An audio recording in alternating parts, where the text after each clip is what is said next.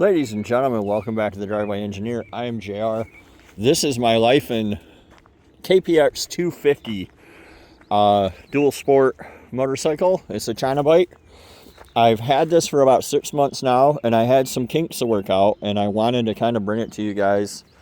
For anybody who's out there looking at it or familiar, if you are vaguely familiar with the China bikes like the Hawks and the Magicians and the other 250cc bikes, those are typically carbureted. There's like a new version of the Hawk that's EFI and probably some other ones. The Apollo, I can't remember all their names.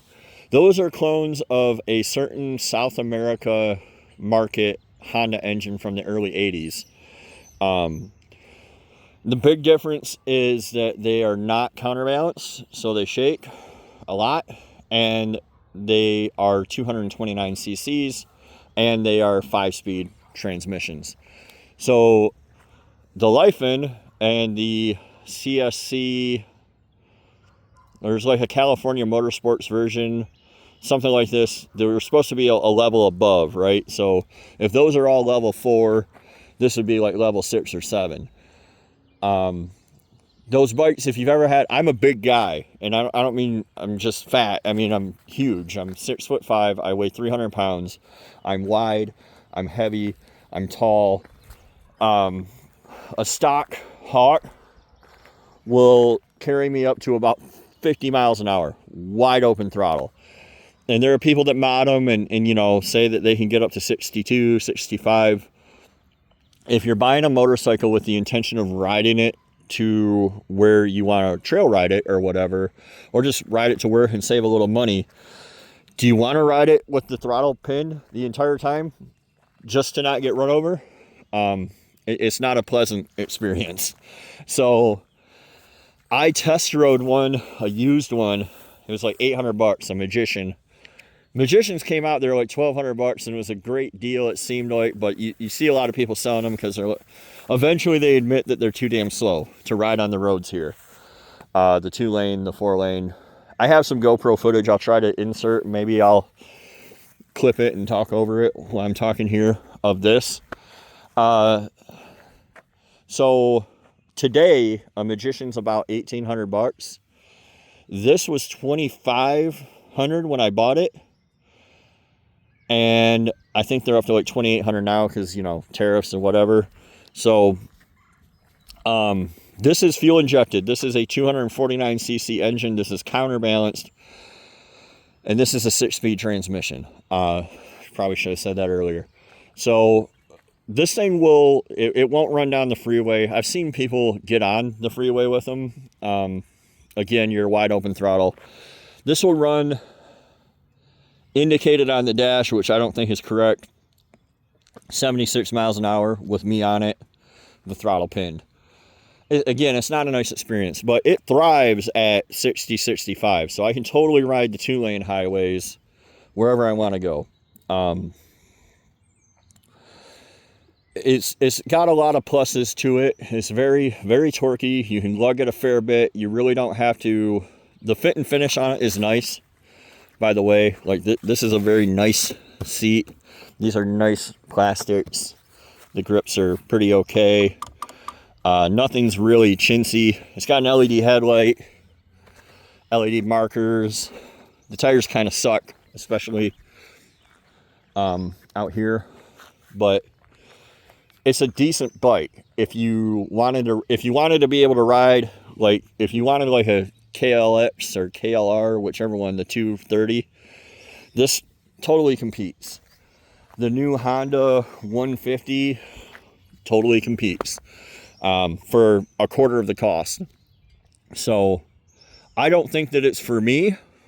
I'm not going to go ride by myself. Mrs. Engineer is not going to get on a motorcycle, period. She doesn't want to. So I have this up for sale, but not because it's a bad motorcycle, just because I don't think that I'm going to use it much, but I also don't think that anybody's going to buy it at a fair price. So for that reason, it's probably going to be around, and I'm probably just going to keep putting around on it for a little while.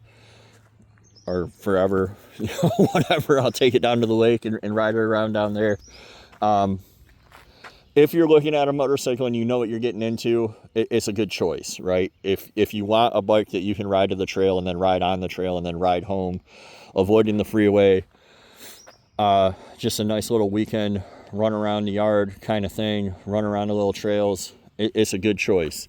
If you want to get on the freeway and commute through city traffic, it's going to be frightening. In cities where I drive, Grand Rapids, Chicago, Indianapolis, Detroit, like, they will run you over. They're going 80, 85. They don't give a shit. This isn't, nothing in this class, nothing below 500 cc's would I consider riding. So yeah, I mean, I'll start it up for you. Like I said, it's fuel injected. I did have a lot of struggles getting this thing to start and idle. You hear the electric fuel pump when I first got it, and ultimately I solved it by moving the set screw for the throttle blade, which is like a last resort normally, but at the end of the day, air makes it idle. That's what I always tell everybody when they're struggling with tuning. Air makes it idle. They can't get an even idle, give it more air. You give it air until it idles, and it wants what it wants. So these aren't set up right. I stopped short of drilling any holes in the throttle blade, but I was able with the set screw to get it to idle. So it's quiet too, which is nice. I don't